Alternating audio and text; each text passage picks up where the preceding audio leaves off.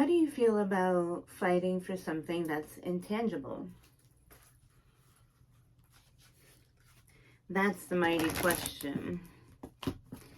And as I sit here and I gather myself, I think a couple of things. I think about a couple of things. I'm thinking about levels of clarity. I'm thinking about high speeds of using the mind. I'm thinking about 3D reality integration. I'm thinking about potential risk factors. I'm looking at spiritual ideals and vision. I'm also considering sensuality. I'm also considering secrets, restriction, bondage, perversion of the mind, perversion of the soul. I'm also thinking about learning blocks and persistence, persuasion. I'm also thinking about masculine, direct, aggressive, aggression, unhinged.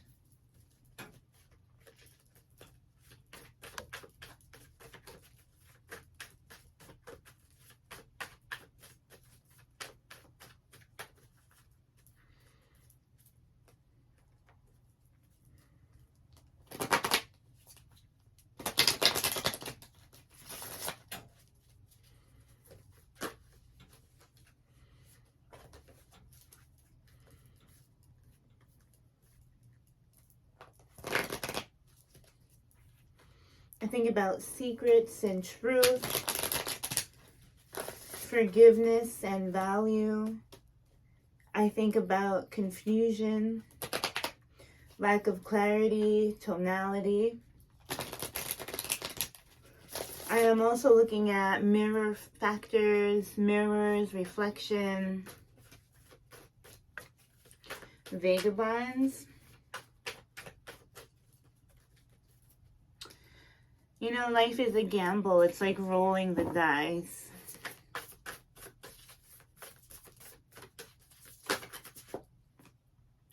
Be fearless and bold. Be fearless and bold when rolling the die. But bring a gentle touch, dear spirit. Snake. Time to heal. This and that is true depending on how you look at it. Trust in the magic. Trust in your inner magic. Look at it from the more positive perspective. The tendency to get lost in darkness, the tendency to get lost in pessimism, spite, revenge. We have lay a solid foundation under time to heal, and truth transcends illusion. It's like our own mind can trick us into places that aren't necessarily of reality.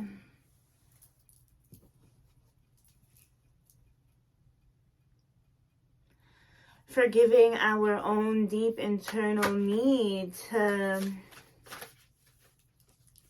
rectify every given slight or every slight received, a perception of impending change, doom. They say that's anxiety. Releasing the substances and like herbs and supplements that you no longer need. Understanding when to introduce them, when to release them. So we have triumph, third eye chakra, victory and success. But victory and success is reversed, and so is triumph. So the focus is the third eye chakra. What are we looking to achieve within the third eye sphere? We have a fulfillment of wishes, though. Something, your vision, your eye is opening up to something that it didn't see before, that it wasn't able to see before. there's a transformation occurring in the third eye chakra, because we have destiny as well. So destiny, success, and triumph are reversed. Not to say that the energy isn't positive, but it's not the focus. It's an inactive state. The focus is the fulfillment of your visuals. So being mindful of what you are projecting through your third eye and transforming that very nature. As South Node in Scorpio is going to awaken, pacify, heal, or release, or stir up some of the darker qualities within ourselves. And it's important to be mindful of the transmutation and the transformation that is necessary and at hand. We have the dragonfly spirit.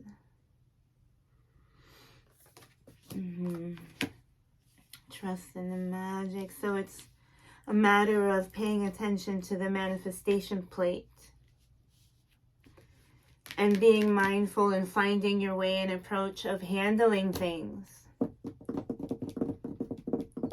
Do you release the stigma of eye for an eye?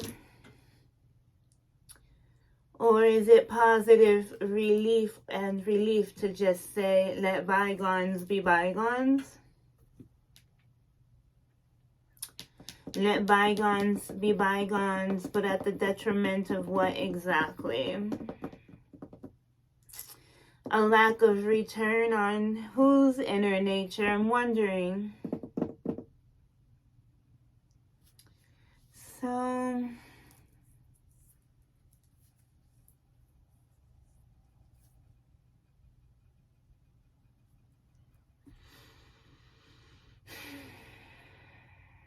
we're being asked to secure a solid foundation in regards to healing. What in the what is going on really is what it feels like.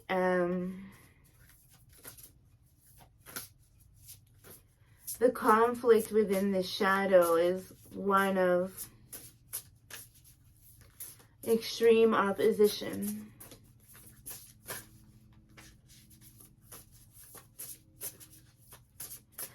Finding flight with destiny in mind. We wish for victory and triumphant success,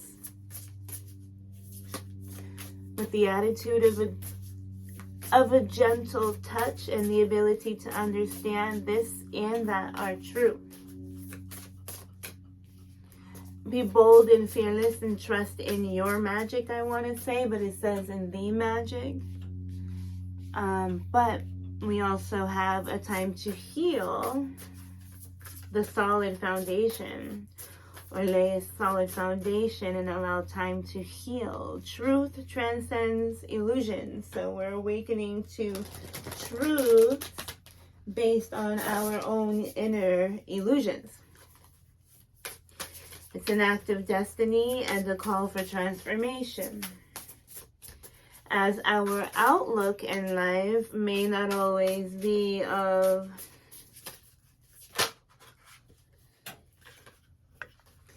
successful, triumphant nature.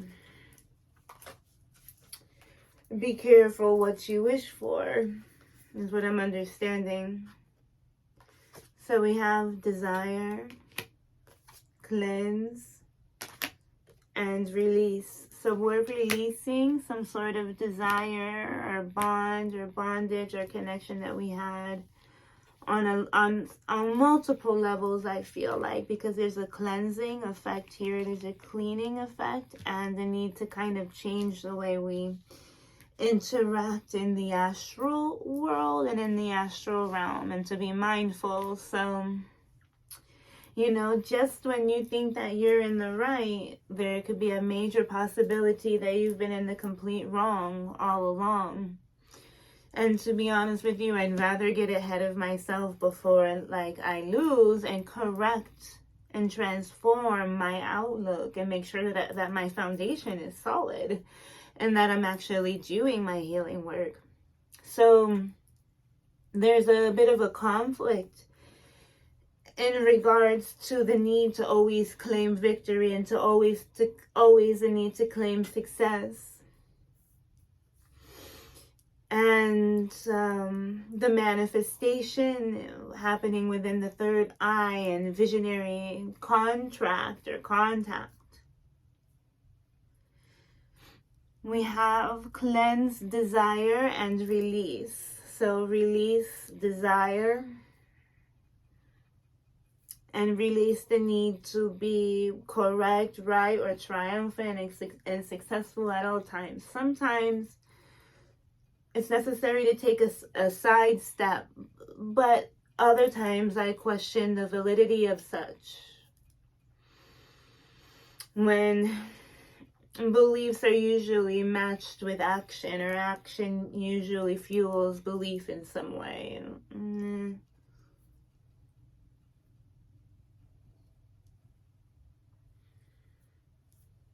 Right, this is no longer being able to deal with the deep inner insecurities that keep you from reaching your place of mind and clarity. Picking up the pieces as the day goes along, as the day falls and flows along.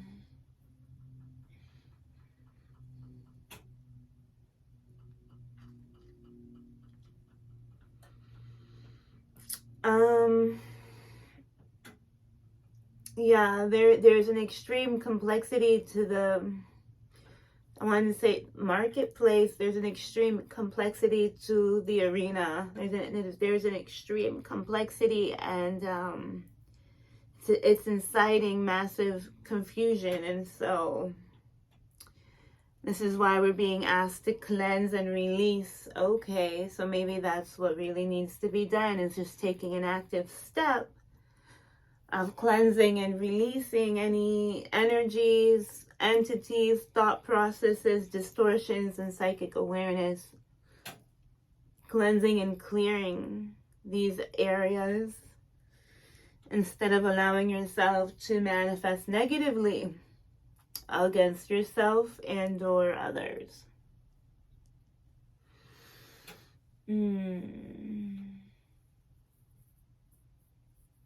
The crown.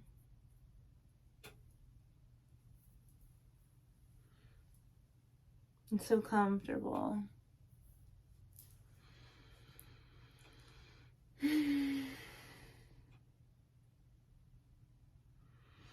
Yeah, Scorpio South Node is that envy, jealousy factor. It's going, we all have to clear it, because it's what's keeping us from uniting.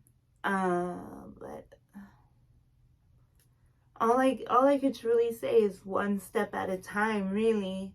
Because when the fog is this thick, when the fog is this dense, Neptune direct, the grounds are a little trembling and shaking, Uranus direct.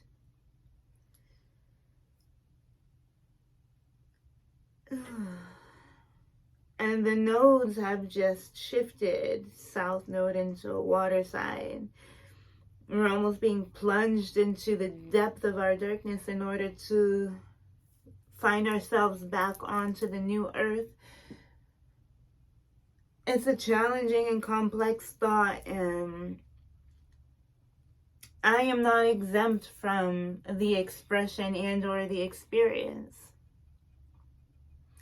It's just a way and manner and manner of being able to communicate it, or allow myself to put myself in a way to communicate it, I guess, although it could be just as mind-blowing and terrifying to me.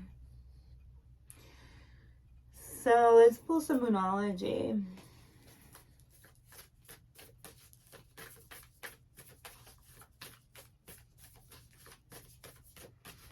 Releasing a soul connection or a sexual bond or tie.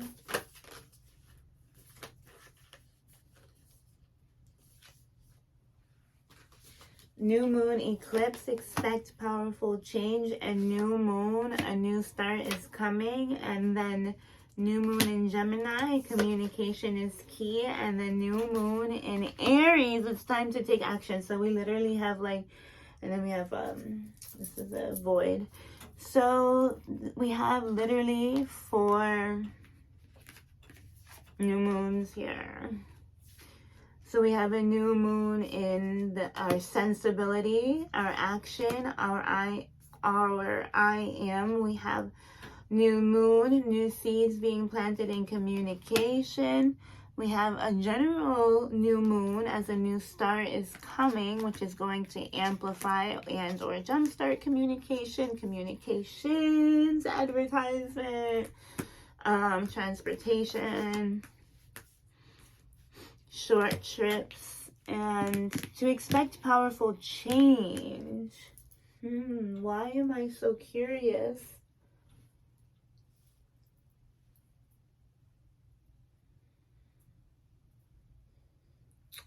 What more can we get out of this? Like, I feel like I want to know a little bit more about this new moon energy, this change.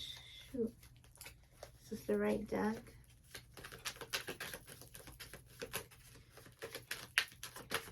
Let's get some Black Moon Lilith Oracle. Let's see what other planets are at play. So we have Mars, Mercury, Scorpio. Literally. Oh my goodness. Fire element, desire. What the hell? We have 2 desire cards. So like a new transformative desire and or soul bond. What is that? A new beginning in a very intense, desiring, transformative soul bond after releasing with the new moon, starting completely new after a good deep cleanse, releasing that past, right? Holy, after releasing and cleansing that past, because we've been encouraged to be fearless and bold, although we're learning some really harsh lessons in regards to our perception, our perspective, and the magic, and the display and the ricocheting effect of such like audacities, needing to correct and create balance, rectifying, self-correctment, judgment energy. Lord, please forgive me. Please forgive me. Please forgive me. Desirous and fiery element energy. This and that are true. 2 sides of a story. It being seen obviously differently. Respecting all sides, respecting both sides, validating both sides. Capricorn, I use 22, 20, and 37. 7, 8, 9, 10. That's 1, 2, 2, 2. 1, 2, 2, 2. That's 6, 7. Triumph. Part of fortune, increase. So an increase in status after a deep transformation occurs within a desirous union or stimulation south node. So the Scorpio south node is going to wake up this desire within you that you're going to be able to use in order to increase your value and stature in the world, destiny. I mean, we have 4 new beginnings here. So like 2 overall life beginnings, like 2 major sectors of your life are beginning, and then 2 new beginnings, like 2 little newborn beginnings are coming in to present themselves to you. It's like your avenues are spreading, Saturn and truth. Okay, at the bottom. And then 5th house, creativity, right? So 5th house is where we create children. It represents our children, our creativity. Also like small performance, bars, nightclubs. It's Leonine energy. It's your creative intelligence. It's early adolescence as well. This is just like very lively, like fun energy. Let's go see Cirque du Soleil, but I feel like Cirque du Soleil, I don't know, would be the ninth house Sagittarius with like larger stadiums to me, and the fact that they travel all over the world, right? To me, that may live in my ninth house. Fifth house. So really having fun, entertainment, expression. This is like eccentric creative expression. It's like you really have the opportunity to bring your authentic creative self out into society, into the larger sphere, which would be the 11th house, opposite to the 5th, and they work together. Fire element, emphasis on the fire element. So it looks like Scorpio is working more so from its Marsian energy, more so than its Plutonian energy. So this is more like sexual attraction, sexual transformation, direct conflict, you heard that. Life, some sort of like South Node issues appearing from there. Again, being mindful of what one wishes for. Desire for creativity and expression. You're probably going to be wanted. You're going to be wanted to express yourself because, right, because we have the new moon in Gemini with 5th house of creativity, with like desire. I mean, some sort of transformation occurred. We have like 4 black moons here. After cleansing and releasing, release a message too. If you have something to say, like write a note, write a letter, write an email, trash it, send it out.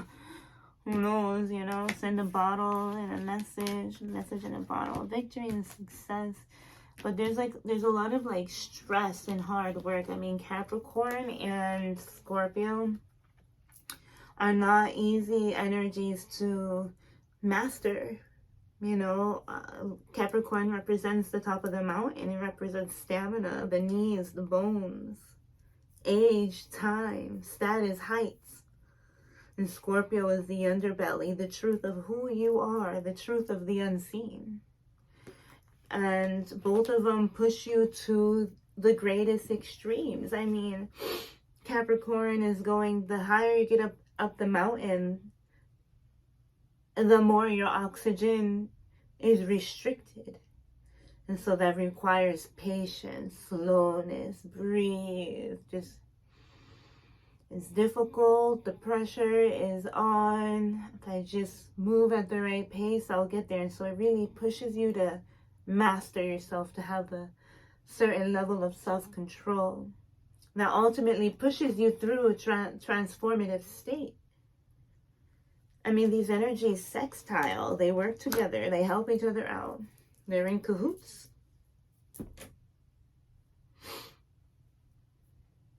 Very interesting. Very interesting. I'm wondering what else I should do here. Should I roll some dice or pull a couple from the Rider-Waite? It's like 23 minutes already. Let's see what else do we need to know about this energy. I mean, we went through looking at our shadow sides like intensely, and really looking at like how we could be misusing our qualities and or our abilities, and making corrections before, you know, time solidifies.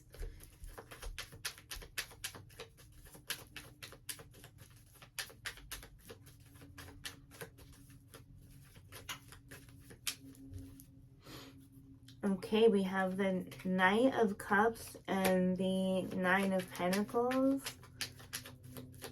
So like a suave-like personality is going to be attracted to your regal, confident, abundant nature. Like someone sees it like you're really grounded.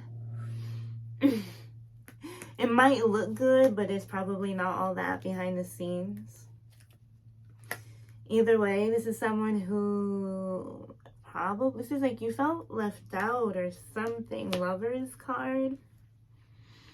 This is like a lack mentality in regards to love, a lack mentality in regards to taking chances in love, in regards to taking chances in life, being able to like switch the road tracks, being able to make life-changing decisions that not only affects you, but your partnerships and your relationships and your friendships and the way that you traverse your reality. And then we have the Knight of Cups. Oh, look at all that wanted to come together. So someone notices your transformation and they really feel like you're smelling really good. Like your grounded Virgoan perfection is smelling really good. And this is someone who you probably put out in the cold in the past, or someone that made you feel put out in the past. But the Lovers here is calling for a union or a break in path. So either way, it's going to change each party's like life forever. Life and destiny has brought them together, and whether they decide to merge or split is going to alter the complete path of both. The Lovers card.